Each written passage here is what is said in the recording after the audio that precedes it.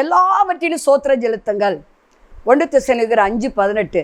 நம்ம எல்லாவற்றிலும் சோத்திரம் செலுத்துவதான் பிதாவாகிய சித்தமாக இருக்கிறது, பிதாவாகிய தேவனுடைய சித்தமாக இருக்கிறது. கிறிஸ்து இயேசுக்குள்ள நம்மை குறித்து அவருடைய சித்தம் என்ன அப்படின்னா எல்லாவற்றிலும் சோத்திரம் செலுத்தணும். யோபு பாருங்க, கர்த்தர் கொடுத்தார், கர்த்தர் எடுத்தார், கர்த்தரின் நாமத்துக்கு ஸ்தோத்திரம் சொன்னாங்க.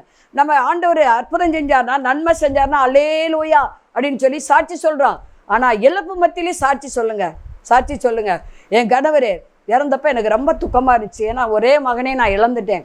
அப்போ கணவர் அவருக்காக நீண்ட ஆயுள் வேணும் நான் ஜெபம் பண்ணியிருந்தேன். ஆனால் ஆண்டவர் 69 வயதில் அவர் எடுத்துக்கிட்டார். எனக்கு ரொம்ப மனசு வேதனை. அவர் தான் ஊழியத்துக்கு வலது கையாக இருந்தார்.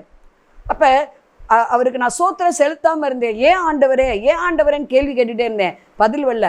ஆனால் கர்த்தர் கொடுத்தார், கர்த்தர் எடுத்தார். 69 வயது வரை ஜீவன் கொடுத்தீங்களா ஆண்டவரே, பலன் கொடுத்தீங்களா ஆண்டவரே, ஊழியத்தில் உதவியாக வச்சிங்களே ஆண்டவரே, இதுக்காய் சோத்திரம் சொன்ன உடனே ஆண்டவரே அவருடைய ஆவியின் மேல் அளவில்லாமல் ஊற்றினார். அப்போ சோத்திரத்துக்கு அவ்வளோ பவர் இருக்குது பாருங்க.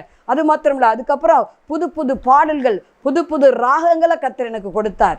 இன்னைக்கு யூடியூப்பில் லிரிக்ஸ் வீடியோவில் நீங்கள் போய் அந்த பாடல்களை பார்க்கலாம். இப்போ ஒரு 7 பாட்டு செலக்ட் பண்ணி போட்டு விட்ருக்கோம்.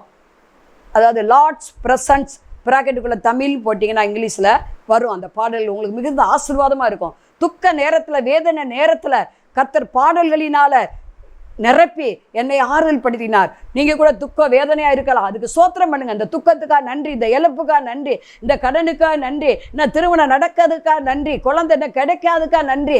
இப்படி நீங்கள் சொல்லும்போது, சோத்திரம் செலுத்தும் போது உங்கள் காரியங்கள் கைகூடி வரும். திருமணம் நடக்கும், குழந்தை பேர் உங்களுக்கு உண்டாகும், அல்லேலூயா, உங்கள் ஊழியம் வளரும், நீங்கள் ஆசீர்வதிக்கப்படுவீங்க.